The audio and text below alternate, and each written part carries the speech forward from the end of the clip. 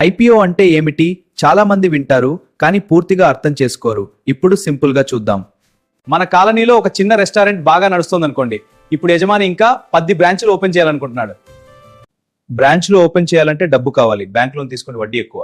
అవును, వడ్డీ ఎక్కువగా ఉంది. అప్పుడు యజమాని ప్రజలను అడుగుతాడు, నా బిజినెస్ లో మీరు భాగస్వాములు అవుతారా అని. ఒక కంపెనీ మొదటిసారి ప్రజలకు తన షేర్లు అమ్మితే దాన్ని ఐపీఓ అంటారు. ఉదాహరణకు షేర్ ధర రూ. 100. మీరు 100 షేర్లు కొంటే 10,000 పెట్టుబడి పెట్టినట్టే. షేర్ ధర 200 అయితే మీ 10,000 20,000 అవుతుంది. కానీ ప్రతి ఐపీఓ లాభం ఇవ్వదు. కొన్ని లిస్టింగ్ తర్వాత పడిపోతాయి కూడా.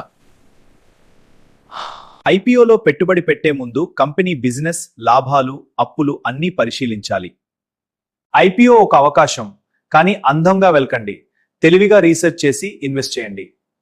డీమ్యాట్ అకౌంట్ ఓపెన్ చేయడానికి ఈ క్యూఆర్ కోడ్ను స్కాన్ చేయండి.